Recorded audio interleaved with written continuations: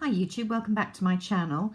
Two things before I start. This is going to be part 2 of my empties for September, October, roughly thereabouts, because I had too many to get through in one go earlier this week, last week, whenever I posted part 1. Judging from the feedback I get, the numbers watching and the numbers liking, these are not my viewers' favourite videos, and I totally understand that, but I know a few of you do enjoy them, and I actually enjoy watching empties videos quite a lot. They never look quite as exciting when you just look at the thumbnail, but I do find it interesting to hear what people think of products by the time they have used them up, after the first flush of enthusiasm is over, as it were, whether they still like the product and whether they would repurchase it, I think is a more reliable guide than the blurbs we tend to read or view when a product is first released or when you or I buy it. I know that my opinions can change quite drastically. I can be quite enthusiastic about something, or more usually, to be honest, fairly neutral, even slightly negative about a product when I first get it, but when I persist I often find that I like it a lot more and think it's worth passing that on. The second thing I wanted to say is I did re-watch one of my videos. I think it was probably the empties the other evening. I don't often do that, and I was very aware of how I keep saying between words, which is really annoying. Thank you. Just done it then, now that I'm really conscious of it. Thank you for those of you who have been kind enough not to draw that to my attention, because it must be really, really annoying. I'm going to try to do better. So, one of the items I used up in the last month or so was Shiseido Urban Environment UV Protection Cream Plus. It's an SPF of 50, which was why I bought it to try it out, because I was looking for another high protection daily sunscreen to wear under my makeup. Every dermatologist I have ever spoken to who I respect has said that practically the number one thing you can do for your skin, well, they tend to have two number ones, is not smoke and wear a high SPF pretty much every day of your life, wherever you live in the world, because sun damage is the number one ongoing damage to your skin, leaving aside the issues around skin cancer. So I've always taken that very seriously, and I do try to wear a high SPF in the summer of 50. I think it's important because on your day-to-day business, you're not really likely to reapply your SPF, which is actually what we should be doing, again, according to the dermatologists, as the day goes through. So it goes some way to offset that if you wear a high one and, you know, apply it fairly thoroughly first thing in the morning, which is what I do. I really like this Shiseido one. It's quite moisturising, which is a definite plus. I was just checking, it's not fragranced, or a very, very slight fragrance. I can't detect it, and I'm fairly sensitive to fragrance. A lot of sunscreens, I find, make my skin slightly itchy. This one doesn't. As I say, it just goes on. I let it dry down for a minute or two and then carry on with the rest of my routine, whatever I'm doing for my face that day. So I have already repurchased this. I am already reusing it. I think they do one which is a factor 30 if I'm not mistaken, but I think the one I've repurchased is 50 as well, and I just carry on wearing that all year. So if you are pretty picky about your sunscreens, then this is one which in my view is worth looking at. I think the Shiseido products, full stop, for sunscreen type products, even if it's a foundation with sunscreen or specific sun products, are really high quality at a fairly decent price point. They're not cheap, but they're not absolutely over the top. So well worth looking at and worth stocking up on, actually, when you come to this time of year and there are these beauty offers where you have a minimum spend of, say, £150, 200, or let's admit it, for Space NK's Christmas crackers this year, it was 300. What I always do is try and purchase products that I know I'm going to purchase at some time during the year at that point, and this is one of them. So, high recommendations for me for this one.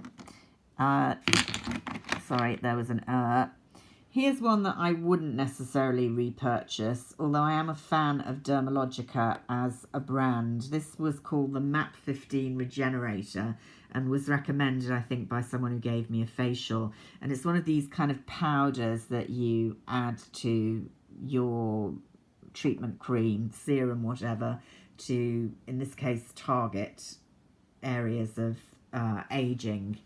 I just didn't feel it made any difference at all. I wouldn't repurchase. I had a generous sample jar of Caudalie. I can't even read that in the sunlight. Reversatrol, yeah, Lift. Caudalie uses grapes, really, as their kind of premium antioxidant item. I love their sprays. I quite like their oils. This was a pleasant night cream from the point of view of smell. I think it is the vine grape extract component of the fragrance that I was smelling, but it actually reminded me of chamomile. It was a very kind of peaceful, relaxing fragrance, which is quite important in a night cream if it's a fragrance night cream. So I did like that about it. What I didn't like was that you had to kind of melt it into the skin. It didn't immediately sink in. I don't know if there's any left inside that you can see. Now I have thoroughly used it all up. It was almost like a kind of mix between a cream and a paste rather than a cream. So it was a bit odd to apply, and I didn't feel, in terms of the level of moisturisation overnight, it was particularly stunning. So I'm not sure I would buy it again, although I think I've got another sample of it. I've shown you these before, the Aromatherapy Associates bath oils, which I highly recommend. This is Open Space, which is one of the newer fragrances, and I did like it. I didn't love it as much as the Deep Relax and the Revive, which I constantly use. Just for information, this was basil, coriander and juniper to make you feel energized. I thought it might have a more kind of piney fragrance, but I liked it. I finished it up. I'm not sure that would be one that I would rush for. Revive Morning one, I definitely would. I absolutely love this. Repeatedly buy it, and I've just bought, because they're jolly expensive, they're now nearly £50, I think about between 47 and 49 according to the fragrance, which is a lot of money for a bath oil, but I think you get about 30 baths, if not a bit more, out of these bottles, which to my way of thinking is quite an affordable luxury, and I save up to buy these when there's a good offer on, like the Space NK. Here's another item that I had a good sample of. This is the Clarins Orchid Blue oil, which I'd wanted to try for a long time. I keep trying various oils, which are kind of the products of the moment, and I find them a bit counterintuitive, even though I don't have oily skin. I have combination now fairly dry, sensitive skin. I just don't find oils make my skin feel and look particularly good, but I keep trying to find the magic one. I did quite like this. I liked the fragrance of it. It was quite a restful fragrance, again, to wear in the evening under the night cream. But did I think it made a huge difference to the quality of my skin? No, I didn't. So the search for the magic night oil in this household is still ongoing. Here's a cheapie Nivea hand cream, age-defying. I'm not good about remembering to wear a sunscreen on my hands, which is why they look a good deal older than my face, sadly, after years of forgetting. This was one that I bought, I think, Did I think it had an SPF and discover it didn't? I don't know.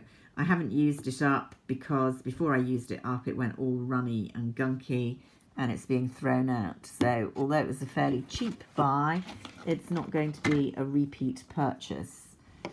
Given half a chance, this will be a repeat purchase. This is Sunday Riley CEO, the cleansing oil, which this one is quite a generous size. I've got a full size as well. This was bought in the trial set with the serum and the cream. I really, really like it for my double cleanse. I like to have an oil on hand for days when I'm wearing a lot of makeup, including mascara, so I can do the first cleanse with an oil that really strips the makeup. This does it, and it has a very pleasant vitamin C, citrusy kind of smell. I like it. I tried to repurchase. It seems to be out of stock at the moment on all the sites that I use, and I know Sunday Riley has had various legal difficulties with EU regulations, so it may be to do with that, although I haven't read the problems in relation to that particular product. I know in relation to some of their other products, it's been to do with having to reformulate for the EU. So I don't know, hopefully it'll come back on the market. Now I'm also getting rid of, at the moment, makeup that has seen better days. And one of those is my Chanel Illusion d'Ombre. I really like these, but they do have a very unfortunate tendency, some of them, not all of them, to dry out by becoming a kind of hard little ball that you can sort of use, but they definitely lose their staying power, their grip as it were, on the eyelid. And this one is one of those that has done that. I don't understand why, because I'm very careful now about screwing the top on very securely. I've been told by various essays that you should store them resting upside down, which I do. There seems to be no rhyme or reason as to the ones which dry up, because some of my very oldest ones are fine, some of my newer ones there's more of a problem, but frequently ones that I've bought at the same time, one's dried up and one doesn't. Anyway, I'm binning that one. Here's another CEO from that same set. This is the night cream, which I also liked very much. What I don't like about it really is it's one of these creams in a pot, and you know, because I've yabbered on incessantly that I'm not keen on, for hygiene purposes and purposes of maintaining the active ingredient, I'm not keen on pots. I might make an exception for that. It is a good night cream, and I liked the serum as well, which I think I used up on another occasion. Talking about night creams, here's a very expensive one, Sublimage La Crème de Chanel. I've never bought the full thing of this again, partly because it comes in a pot, but I do from time to time get these luxury samples with purchases. It's a beautiful cream, and I do feel it does make some impression on my skin. My skin does look and feel good the day after I've slathered this on. It's a fearfully expensive cream though, and I'm not sure that I'm ready to buy into it fully yet. Here's the sample of Chanel's Paris Venice. They brought out 3 new eau de toilettes, I'm going to say in the early summer. I bought one of them, the kind of more orangey one, name forgotten now, but it wasn't this one. This was the more kind of vanilla-y one, as it smelt to me when I tried in the shop. And I think I picked the wrong one, because now I've decided I like this one better, and I've had to get rid of the other one. They're nice, they're expensive, and they're very big bottles. I'd rather have a smaller bottle, to be honest, for less money. Mitchum's, you know I love this as a deodorant, and I get through them with depressing regularity these days. Thomas Peter Roth face masks, I do like them. I'm forever getting these small sizes. This is the Rose Stem Cell face mask. Some beauty vloggers rave about this. Sophie Shohet, who I really respect and I enjoy her videos, and I'm a subscriber and I'm not dissing her at all, but this is one of the products that she raves about that I don't quite understand, because it's very pleasant to use, but I don't feel it makes really that much difference to my skin, even at the time I use it, which a lot of other face masks do. It kind of just freshens up, and I think it's good to massage something into your skin. The very act of massage, which is one of the things you tend to do with these types of masks, is good for your skin. But beyond that, I'm not sure it's my favourite by any stretch of the imagination, but I do use up the samples when I get them, and I have with that. Here's two things that are having to be thrown away because they've dried up. They're mascaras from Chanel in unusual colours. This form of mascara, I don't even know what it's called, but it's not Le Volume, which is the one that I love. Doesn't work for me. They just barely show, and they don't do anything at all for my lashes. Le Volume de Chanel is my chosen mascara, and I really rate that, but that's a story for another day. So we've just about got through the empties. Sorry for banging on. Let's hope there weren't too many ers, and until next time, bye for now.